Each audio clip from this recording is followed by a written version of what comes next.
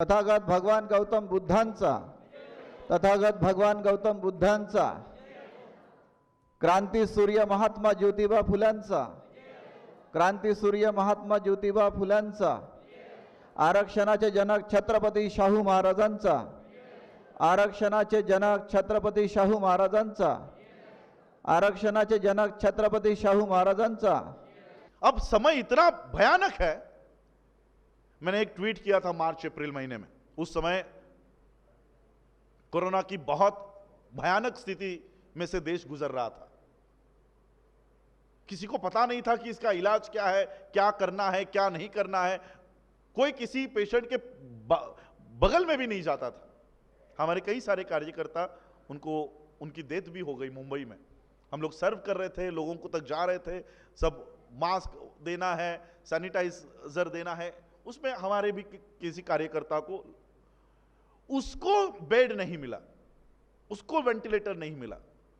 पूरा देश, हमने शांति स्वरूप बौद्ध जी की भी डेथ देखी, उनको बेड नहीं मिला, पैसे देने के बावजूद पूरा देश वेंटिलेटर पे था। लेकिन तब मैंने एक ट्वीट किया, आज पूरा देश वेंटिलेटर पर है।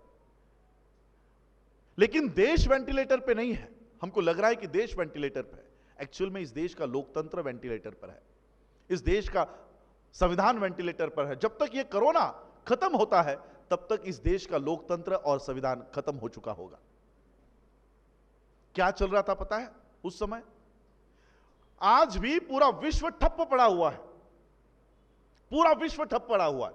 कोई ऑर्गेनाइजेशन काम नहीं कर रहा, कोई इंस्टीट्यूशन काम नहीं कर रहा। लेकिन भारत में एक ऐसा इंस्टीट्यूशन है जो रात को 2-2 बजे तक काम कर रहा था, रात को 2 बजे तक। कौन सा इंस्टीट्यूशन है पता है? वो संसद, भारत का पार्लियामेंट रात के 2 बजे तक ये काम कर रहा था। और क्या काम कर रहा था? जितने भी पब्लिक इंस्टीट्यूशंस है बेच दो, प्राइवेट कर दो, एयर इंडिया बेच। आज सुबह मैंने सर को बताया, सर देखो क्या चल रहा है। आज सर्कुलर निकाला है, एयर इंडिया के स्टाफ को 10% उनकी जो सैलरी है वो कट करके नए इमारत जो पार्लियामेंट की बन रही है उसको कंपलसरी उसको फंड देना है। अगर उसको नहीं दे रहे हो तो पीएम केयर फंड को उनका पैसा ट्रांसफर करवा रहे हैं जबरदस्ती से। एयर इंडिया प्राइवेटाइजेशन करवा दिया, बीपीसीएल बेच दिया, एचपीसीएल बेच दिया, रेलवे का प्राइवेटाइजेशन हो गया, कई सारे बैंक डूब गए, कई सारे बैंकों का प्राइवेटाइजेशन कर दिया। हमारे लोग specifically schedule caste and that to Buddhist, हम लोग क्या करते हैं पता है? 10वीं पास करते हैं, 12वीं पास करते हैं, एमपीएससी की तैयारी में लग जाते हैं। UPSC, MPSC, public sector services के अलावा हमने दूसरा सपना ही नहीं देखा कभी। अब मुझे बताओ, अब पब्लिक सेक्टर है ही नहीं, अब कहां अप्लाई करोगे? कौन सी नौकरी के लिए जाओगे? पूरा पब्लिक सेक्टर खत्म कर दिया है। अब कौन से एग्जाम्स की तैयारी करने वाले हो? नौकरियां खत्म, एजुकेशन, न्यू एजुकेशन पॉलिसी के माध्यम से एजुकेशन खत्म। इसके लिए जिम्मेदार हम हैं। 70 साल 72 साल हमको संविधान ने दिए, उस 70 साल में से हमने हमारी व्यवस्था क्यों कायम नहीं की, क्यों खड़ी नहीं की? सोशल इक्वलिटी की कोई बात ही नहीं करता, इकोनॉमिकल इक्वलिटी की कोई बात ही नहीं कर रहा। सब उठते हैं पॉलिटिक्स, सबको संसद में जाना है, क्यों? चुप बैठने के लिए। संसद में चुप बैठने से अच्छा है रास्तों के ऊपर चिल्लाओ, अपने हक और अधिकार के लिए आवाज रखो।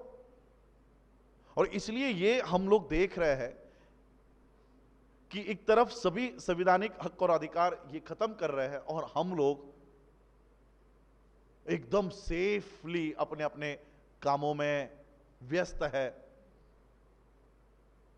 हमें कोई चिंता नहीं है। मैं तो बल्कि आप लोगों को कहना चाहूंगा, 82% इस देश के लोग हिंदू खतरे में है, इसके लिए हिंदुइज्म को बढ़ावा दे रहे हैं। हम लोग देखो, अभी महाराष्ट्र में सत्ता के लिए संघर्ष देख रहे हैं आप लोग। आपके नागपुर का एक बंदा है, बेचारे को सीएम पद नहीं मिला, अभी भी तड़प रहा है।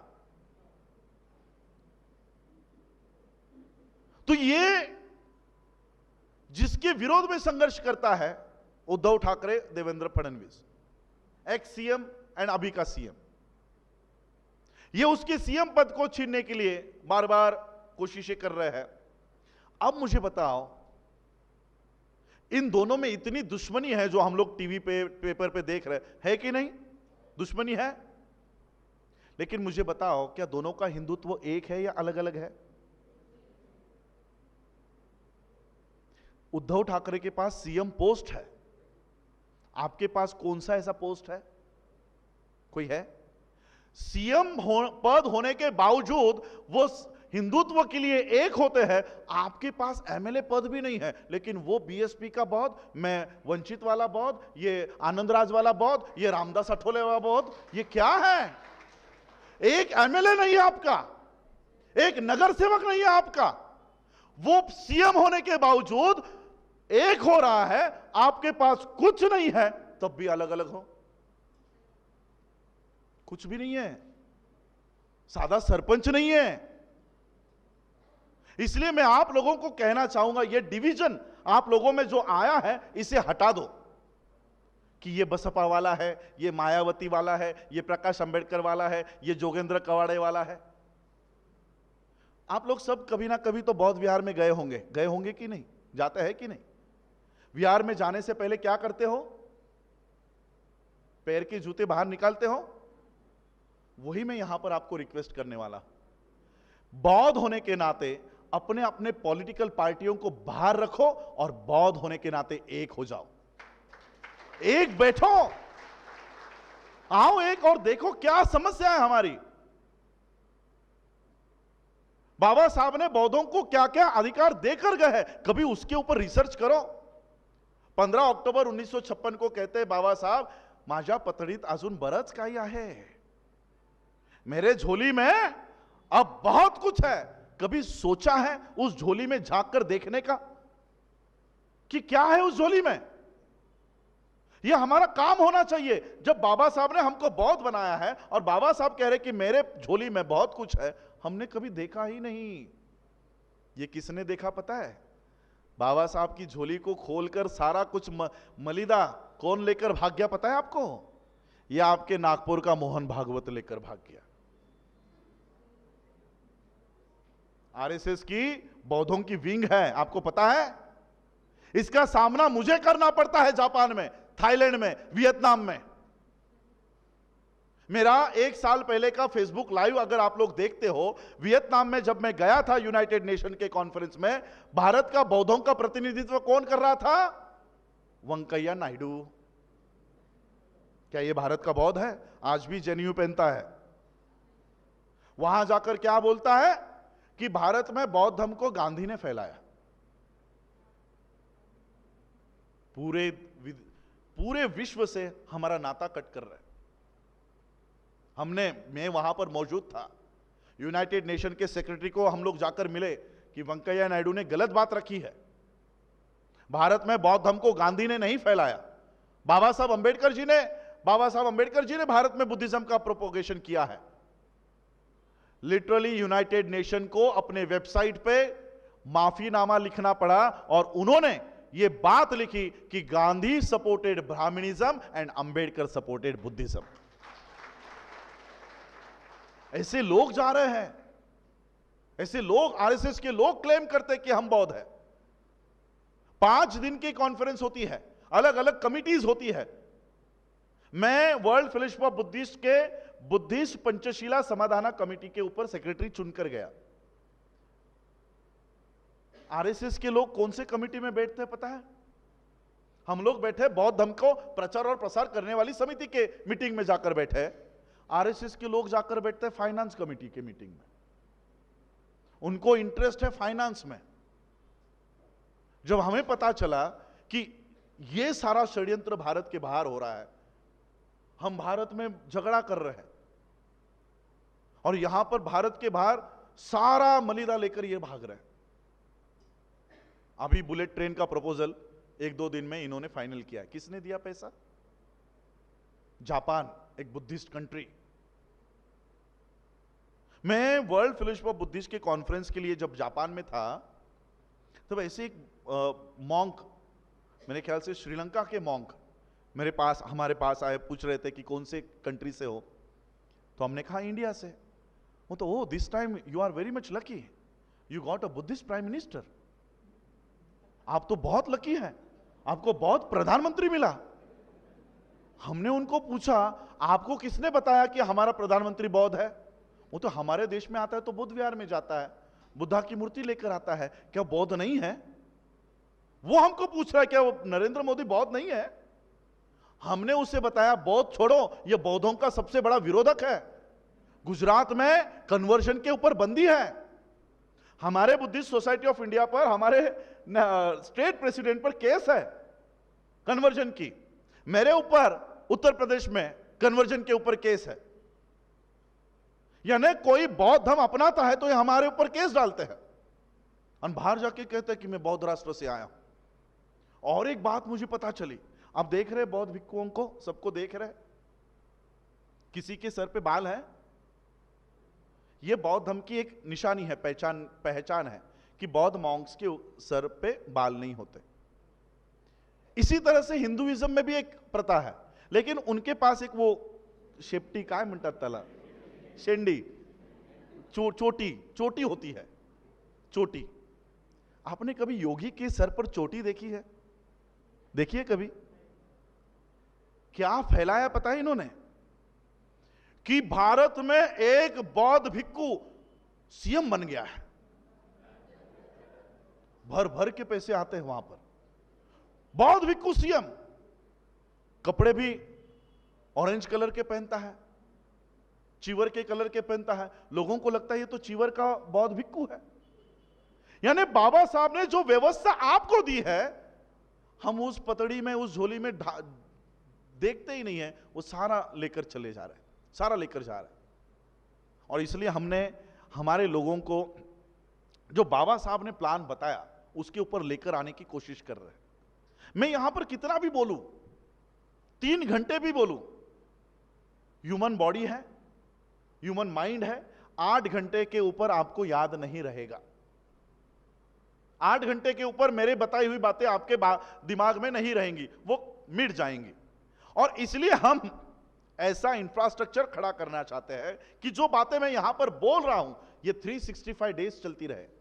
वो कैसी चलेंगी? हमारे स्कूल्स के माध्यम से, हमारे कॉलेजेस के माध्यम से। और स्कूल और कॉलेज कब होगा? या आज हमने अगर स्कूल बना भी दिया, पढ़ाएंगे क्या? गो गणपतीचा, भो भटाचा। क्योंकि आप अपने बच्चों के बुक्स कभी निकालो, फर्स्ट पेज निकालो, लेखक तिवारी, त्रिपाठी, देशपांडे, कुलकर्णी, इसके आगे कोई सिलेबस लिखने वाला है ही नहीं। इसलिए हमने सोचा सिर्फ स्कूल बनाने से फायदा नहीं है, सिलेबस अपने हाथ में लेना चाहिए। और सिलेबस कब हाथ में आता है? जब यूनिवर्सिटी होती है। और इसलिए हमने यूनिवर्सिटी का प्रपोजल बनाया। इसी नागपुर में हमको 60 एकड़ जमीन मिली। हमारे बनते जी वहां पीछे बैठे हैं, शायद बाद में आए, उनके वजह से आज हम यहां नागपुर में 60 एकड़ की लैंड एक्वायर कर पाए।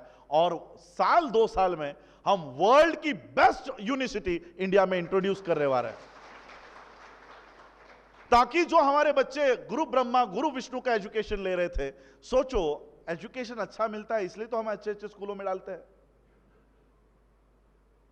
हम कहते हैं कि हमारे बच्चे वर्ल्ड कंपीट कर सके, वर्ल्ड के साथ कंपटीशन कर सके। भले गुरु ब्रह्मा गुरु विष्णु 2 मिनट के लिए बोल रहा है तो बोले, लेकिन कंपटीशन में हमारा बच्चा सरवाइव करना चाहिए, इसलिए अच्छे स्कूल में डालते हैं कि नहीं? तो सोचिए, यही एजुकेशन आप अगर अपने लोगों को दे सको तो क्या किसी मराठा का बच्चा सामने बैठकर बुद्धम शरणम गच्छामि नहीं बोल सकता? क्या किसी ब्राह्मण का बच्चा आगे आकर नमो तस्स भगवतो अरहतो नहीं बोल सकता? इसलिए हम लोग एजुकेशन के माध्यम से, इस माध्यम से लोगों तक ये लेकर जा रहे हैं। देर लगेगी हम लोगों को, और ऐसी नहीं है कि हम कभी कर नहीं सकेंगे। बाबा साहब की जयंती मनाई आप लोगों ने इस साल, कैसे मनाई? कैंडल लगाया होगा, फूल लगाए होंगे, डीजे लगाया, फटाके फोड़े। इस तरह की जयंती बाबा साहब को अपेक्षित है। बाबा साहब, मैं ये बात कहकर ना थोड़ा देर, क्योंकि मुझे और आगे और एक सभा है 7 बजे। मैंने कहा जैसे दिन में हमारी 4 सभा होती है, मेरी और 7 बजे एक सभा है, बीच में और एक मीटिंग है। तो एक छोटी बात रख के मैं अपनी बात को विराम दूंगा, फिर आधा घंटा हम लोग इंटरेक्शन करेंगे। बाबा साहब को उन्हीं के ही जयंती के लिए आमंत्रित किया गया कि बाबा साहब, हम आपका बर्थडे मनाना चाहते हैं, आप प्लीज हमारे प्रोग्राम में आइए। बाबा साहब ने कहा मैं ऐसे प्रोग्राम में नहीं आता, मेरा प्रोग्राम वोग्राम मत लो। तो बहुत सारे लॉबिंग करके कार्यकर्ताओं को यहां वहां से मैसेज करके बाबा साहब को मनाया गया। बाबा साहब ने कहा ठीक है, और वो स्पीच भी लिटरली, वो स्पीच हाफ पेज का है, हाफ पेज का, एक पूरा पन्ना भी नहीं है वो स्पीच। बाबा साहब उस प्रोग्राम के लिए गए और क्या कहते हैं पता है? माझा जय जयकार करण्यापेक्षा माझं उर्वरित राहिलेलं कार्य पूर्ण करा। मेरा जय जयकार करने से अच्छा है मेरा जो काम बाकी है उसको करने में सहायता करो। बाबा साहब की जयंती 2020 की सेलिब्रेट होने के बाद, यानी 14 अप्रैल 2020 के बाद हफ्ते भर में ऑनलाइन न्यूज में एक न्यूज मैंने पढ़ी कि डॉक्टर बाबा साहब अंबेडकर जी की जयंती सेलिब्रेट न होने के वजह से भारतीय अर्थव्यवस्था को 1200 करोड़ का फटका बैठा।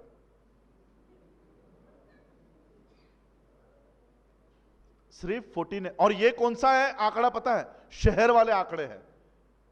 खेड़े गांव में जो जयंती होती है ना, वो इसमें शामिल भी नहीं है।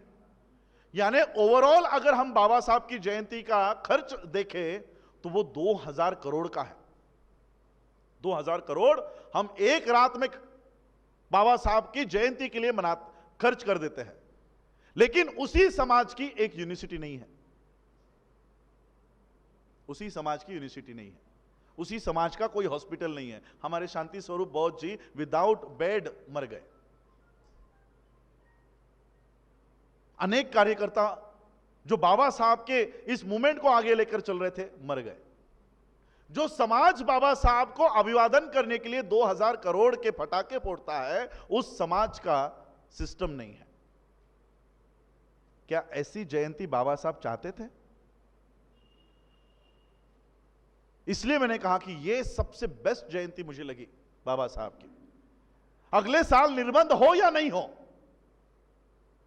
हमें अपना पैसा, देखो मुस्लिम लोगों में जब मैं काम करता हूं उनमें देखता हूं मैं कि उनमें एक महीना होता है जकात नाम का, जकात। उस महीने में वो कहीं पर भी डोनेशन नहीं देते, सिर्फ अपने कम्युनिटी बिल्डिंग के लिए डोनेशन देते हैं। हमारे पास कम्युनिटी बिल्डिंग का कोई प्लेटफॉर्म ही नहीं है, बात ही नहीं कर रहे हम लोग। हम लोग वो अबकड़ा का फॉर्म भर रहे थे, जमीन दे दी। अब जो प्रोसेस होती है, कार्यालयीन प्रोसेस होती है, ऑफिशियल सारा वो कर रहे थे। तो पहले नाम पूछा, संस्था का नाम Buddhist society of India, audit balance यानी लास्ट ईयर का जो आपने ऑडिट किया है उसका बैलेंस कितना है। मैंने लिखा अब उसमें तो झूठ नहीं लिख सकते, जो यहां पर ऑडिट रिपोर्ट में है वही लिखना पड़ेगा। मैंने लिखा 27,000। प्रोजेक्ट का प्रपोज खर्चा कितना है? 10 करोड़, क्योंकि 10 करोड़ एफडी आपको जब तक नहीं दिखाएंगे एआईसीटीए को, तब तक वो आपको यूनिवर्सिटी की मान्यता नहीं देंगे। तो पैसा कितना लगने वाला है? 10 करोड़। फिर उसके बाद नेक्स्ट क्वेश्चन था, बाकी का अमाउंट कैसे लाओगे? मैंने लिखा बाय डोनेशन। अब बाय डोनेशन लिखने के बाद सवाल खड़े हो गए, इतना अमाउंट बाय डोनेशन? 10 करोड़ का डोनेशन कौन देगा आपको? चलो आप थोड़ी देर के लिए हम लोग ये कैलकुलेशन करते हैं। ये मैं कैलकुलेटर ऑन करता हूं, 1 2 3 4 5 6 7 और ये 1 8, 10 करोड़ रुपए। 10 करोड़, एक आदमी तो हमको कोई 10 करोड़ देगा नहीं। अगर 10 आदमी हमको 1-1 करोड़ रुपए देंगे तो 10 करोड़ होगा, तो 1 करोड़ देने वाले भी हमारे पास डोनर नहीं है। 100 आदमी अगर हमको 10 लाख रुपए देंगे तब भी 1 करोड़ बनता है। 1000 लोग अगर 1 लाख रुपए देंगे तो भी 1 करोड़ बनता है। 10,000 लोग अगर 10,000 रुपए देते हैं तब भी 1 करोड़ बनता है। और 1 लाख लोग अगर 1000 रुपए देते हैं तब भी 1 करोड़ बनता है। अब मेरे सिर्फ पेज के फॉलोवर 4.5 लाख लोग हैं। जब मैं ये सब शेयर करता हूं तो मेरा एक ऑस्ट्रेलिया का वीडियो है, वो 2 से 4 करोड़ लोगों ने देखा हुआ है, करोड़।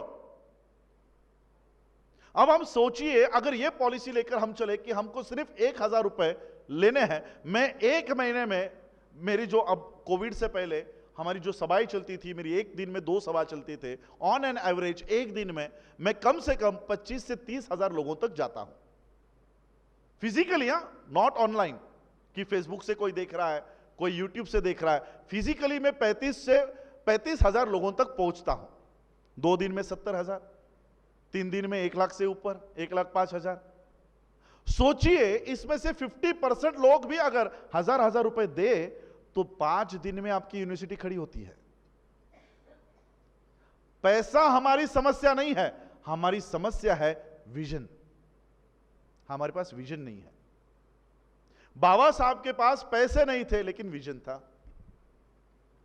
आज 2021 में आप मुंबई में 100 स्क्वायर फीट का फ्लैट खरीद नहीं सकते। बाबा साहब ने 1946 में 3-3 फ्लोर की, 4-4 फ्लोर की 3 बिल्डिंगें खड़ी की 1946 में, हुतात्मा चौक, फोर्ट में।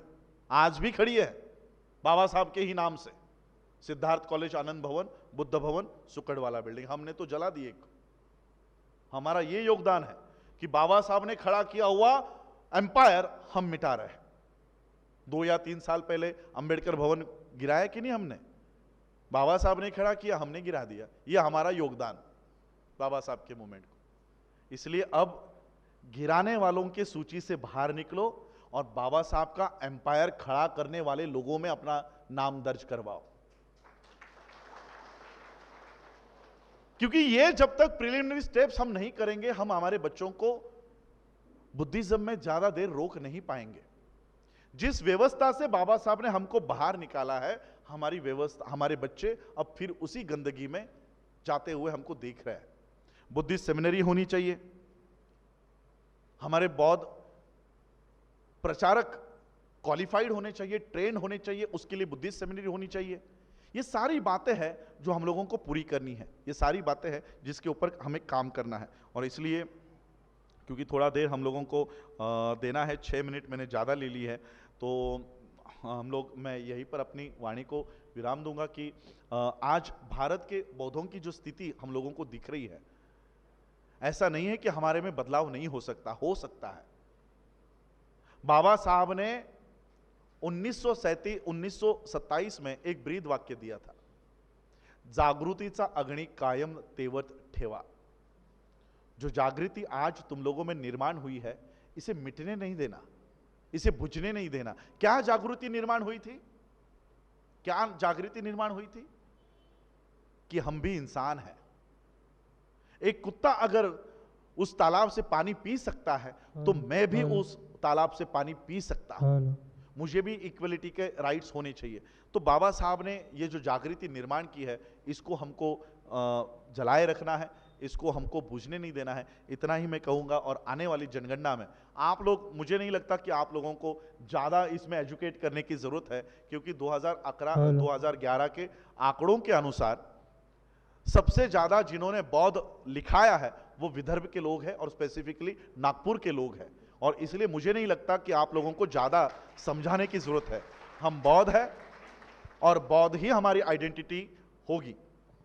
मैं आप लोगों को जाते जाते सिर्फ एक बात बताना चाहता हूं, जिस दिन हम लोग अपने आप को बौद्ध लिखना और बौद्ध दिखना शुरू करेंगे, हमारा ये जो छोटा बच्चा बैठा है ना वहां पर, इस बच्चे को अगर किसी ने गाल पर भी चाटा मार दिया, पूरा विश्व इस नागपुर में आकर आपकी मदद के लिए खड़ा हो जाएगा। इतनी बड़ी ताकत बाबा साहब ने हमारे हाथों में देकर गए हैं। इसलिए हमारी प्रिलिमिनरी जरूरत है कि हमको बौद्ध लिखना है और बौद्ध दिखना है।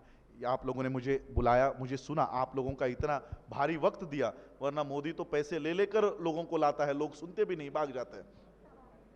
मेरे यहाँ पर मुझे एक्सपीरियंस ऐसा है कि लोग बैठते भी हैं और पैसे देकर लाने का छोड़ो, वो पैसा देकर जाते हैं।